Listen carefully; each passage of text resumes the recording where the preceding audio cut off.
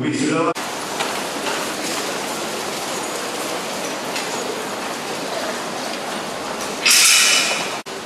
pidato wisuda oleh Rektor. Saya hormati dan saya banggakan segenap kolega para anggota Senat dan sumber, juga yang saya banggakan para dharma wanita, adik-adik paduan suara, dan juga yang lain yang tadi sudah perform, para saudara-saudara yang duduk manis di depan saya ini, yang sudah siap untuk wisuda ini, tetapi kami semua, pimpinan universitas, para tenaga kependidikan, para tenaga pendidik, sangat bangga pada hari ini dan tentu bangga dengan saudara semua. Dan yang saya yakin juga sangat membanggakan acara hari ini adalah bagi orang tua atau wali dari para wisudawan. Para orang tua jelas sekali sangat menunggu momen seperti ini. Mungkin masa menunggunya bagi yang diploma barangkali ada yang 3 tahun kurang sedikit, atau ada yang 3 tahun lebih banyak. Yang S1 barangkali juga 4 tahun kurang sedikit, juga barangkali ada yang sampai 7 tahun. Yang S2 nampaknya karena sudah pengalaman, sudah tahu seluk-beluknya, rata-rata 2 tahun sudah pada selesai semua. Tapi dari data yang saya lihat, dari proses atau saat wisuda sebelum-sebelumnya dan wisuda sekarang, bagi saya apa yang ditampilkan oleh para mahasiswa lintas sumber ini dalam prosesnya, dan juga para pendidik, termasuk tadi yang supporting system, menunjukkan pada tren yang baik. Pada wisuda kali ini, dari para wisudawan yang berhasil dinyatakan lulus dengan pujian atau cum laude lebih dari 25%.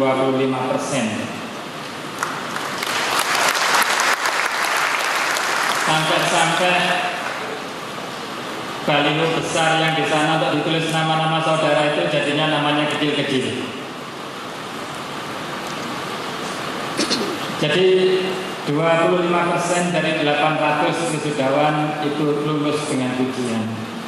Ini sangat membanggakan, dan inilah prestasi dari mahasiswa lintas sumber, prestasi dari para wisudawan hari ini. Kita beri aplaus untuk para wisudawan. Sisi ketepatan waktu menyelesaikan studi ini. Tepat waktu saya maksudkan berarti bukan kalau S1 itu 4 tahun persis, dulu tanggal masuk misalkan lulus. Nah, ini hanya selesai 4 tahun, itu 25%-nya, itu pun sudah dianggap prestasi yang sangat baik. Sumber daya yang memang ditunggu oleh pemerintah. Ini saya lihat di sistem sebelum pelaksanaan wisuda hari ini, untuk wisuda yang mendatang itu pun sudah penuh dengan level atau jenjang studinya masing-masing. Pendidikan bisa menyelesaikan pendidikan, terutama pendidikan tinggi yang memang itu tidak semuanya bisa menempuh ke sana, itu bisa tertunaikan. Yang kedua, tentu saja sudah tidak memikirkan untuk pengeluaran lagi biaya bulanan maupun biaya semesteran bagi saudara semua. Yang ketiga, harapannya tentu saja orang tua ingin melihat saudara semua bisa mandiri, terutama yang belum kerja, bisa nantinya terus membina menjadi berkeluarga sendiri, tidak terus bersama-sama orang tua. Tentu inilah kebahagiaan yang memang dirasakan oleh para orang tua. Pada jawab telah kami laksanakan secara maksimal. Tentu dari yang sebentar lagi kami wisuda ini lulus dengan hasil yang bervariasi. Sehingga nanti saya mohon dengan hormat kepada Bapak Ibu, orang tua wali mahasiswa, teruslah putra putri ini dikawal agar apa yang sudah dicapai sekarang benar-benar bisa bermanfaat bagi keluarga, bagi masyarakat, bagi bangsa dan negara. Di Madagaskar ada 3 orang, jadi kita kembali telah berhasil untuk mencetak lulusan yang siap nantinya menyebabkan kualitas sumber di bukan hanya Indonesia tapi di negara lain. Beberapa hari yang lalu juga ada 3 mahasiswa Madagaskar yang sudah lulus yang pamit untuk pulang kepada saya, tidak sempat mengikuti wisuda karena terkait dengan masa tinggal di sini. Sehingga dengan terpaksa pada hari Rabu yang lalu dia sudah harus kembali ke negaranya, dan tentu saja dia tetap bisa membawa ijazahnya dengan wisuda in absentia. 68 orang. 3. Program Magister Fakultas Ilmu Sosial dan Ilmu Politik 1 orang. 4. Program Sarjana Fakultas Ilmu Sosial dan Ilmu Politik 45 orang. 22 orang. 6. Program Magister Fakultas 15 Ahmad Riza, 15 Irma Hanafiani SH Pamekasan, 16 Henry Awaludin SH Sidoarjo, 17 Rizky Darmawan SH Jember, 21 Muhammad Ali Fahmi SH Pasuruan, 22 Dwi Farani SH Jember, Ardani SH Ciamis, 24 Ari Fadhanian SH Jember. Para dosen, karyawan-karyawati Universitas Jember, segenap organisasi misionaris kemahasiswaan, wisudawan ini beserta para orang tua dan keluarga, rekan-rekan wartawan, serta para hadirin yang berbahagia. Pertama-tama, marilah, karena saya telah diundang dalam acara wisuda Universitas Jember.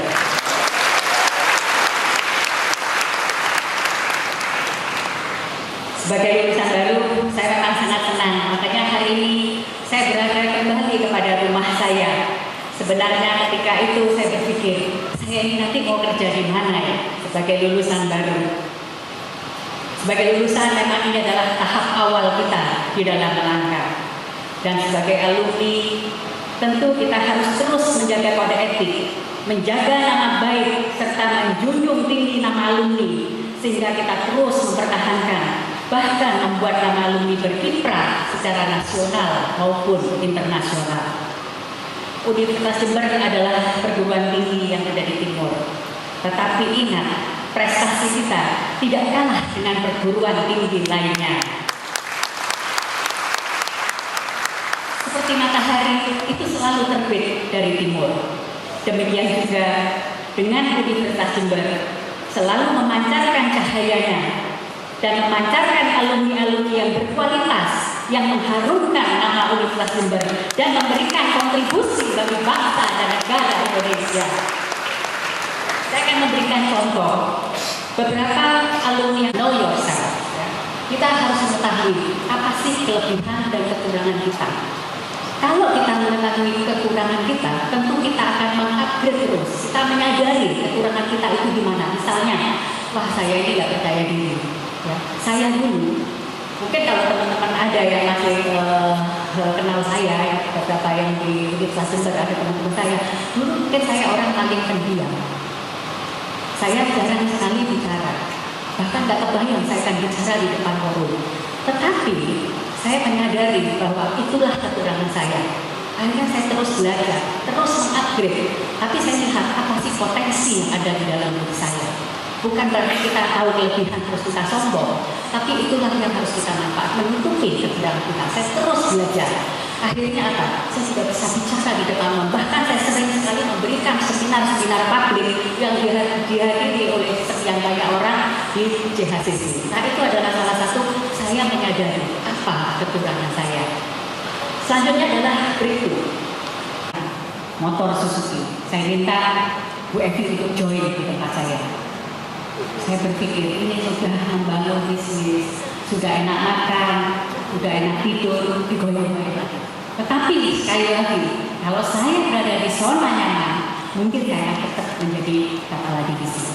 Akhirnya saya ambil yang namanya teman-teman, saya keluar dari zona nyaman. Saya membangun bisnis Suzuki benar-benar dari nol, dari tidak ada cabang sekali, dari nol. Saya membuka cabang hampir 81. Jadi saya ini sampai dijuluki Jarum Super.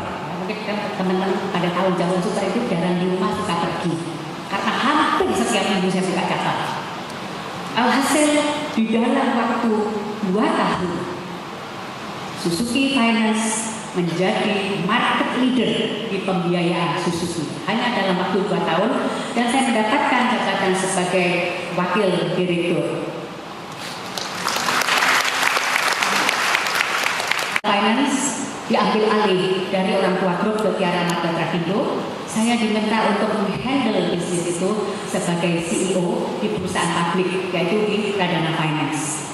Transformasi yang dilakukan pada saat itu saya kebayangin dari culture yang sangat berbeda masuk kepada culture. Jadi culture yang namanya Trakindo sama culture yang namanya orang tua grup itu sangat bertentangan. Tetapi saya masuk di sana, ini saya anggap sebagai satu tantangan baru, sebagai satu nilai tambah bagi saya. Akhirnya saya tampil. Saya levelnya sebagai semuanya lulusan luar negeri. Hanya saya yang lulusan Universitas Jember. Kita harus bangga sebagai alumni Universitas Jember. Saya memulai karir dari bawah banget. Nah, kalau tadi enak ya, berarti sudah menjadi CEO. Tapi ingat, karir saya sangat bawah. Ketika saya masuk, saya memulai level yang paling dasar. Saya ingat banget, tesnya itu ada di Universitas Jember. Dari 750, jadi dulu itu penyaringannya dari 750 orang disaring lewat semua fakultas ada. Alhamdulillah dari 750 itu hanya 9 yang lulus. Dan kita tidak kalah dengan lulusan perguruan tinggi yang lain. Siapa yang akan mengharumkan nama Universitas Jember kalau bukan kita sebagai alumni Universitas Jember? Kita ini sejajar dengan yang lain. Perjuangan dari kegagalan demi kegagalan tanpa kehilangan antusiasme. Kesuksesan dan kegagalan merupakan sebuah rangkaian yang tidak dapat dipisahkan, karena sebelum mendapat kesuksesan pasti mengalami kegagalan-kegagalan sebelumnya. Jadi kalau nanti kelamar gagal lagi, tolak gagal lagi, bisnis gagal lagi, coba terus, coba lagi dan coba lagi. Thomas Alva Edison itu beribu-ribu kali mencoba baru dia sukses. Ya, jadi jangan khawatir, jangan ragu-ragu, maju terus, pantang mundur. Jadi kalau kita gagal ataupun penolakan, jangan biarkan hal itu menyurutkan semangat, jangan khawatir, karena dapat dipastikan bahwa sebenarnya kita sudah dekat dengan sebuah kesuksesan. Mari terus berjuang dan jangan lupa selalu berdoa kepada Yang Maha Kuasa dan meminta selalu doa dari orang tua. Ingat, doa orang tua adalah doa yang sangat manjur. Apapun yang dilakukan sampai sekarang pun, kalau ada apa-apa, kebetulan orang tua sudah tidak ada, tapi kalau ada hal apapun saya selalu minta restu kepada, kalau orang tua nggak ada, saya minta sama mertua saya, karena orang tua itu adalah manjur doanya, ya. Saya yakin, sekali lagi saya yakin lulusan Universitas Jember tidak kalah dengan perguruan tinggi lainnya. Ya, Sudawati yang telah lulus, mari kita song-song masa depan yang gemilang.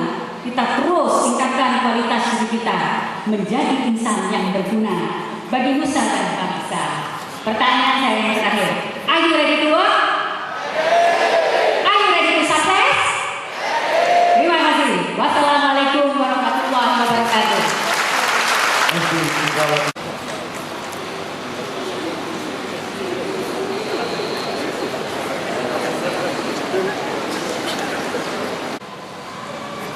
Tiga, Hermawan Setiawan SPNM Sleman. 4, Tommy Siswandi MPT SPNM Batu Raja. 6, Insinyur Anwar Hairudin MM Blitar. Diana SPNSI Situbondo. 9, 10, Leni Krisnawarawati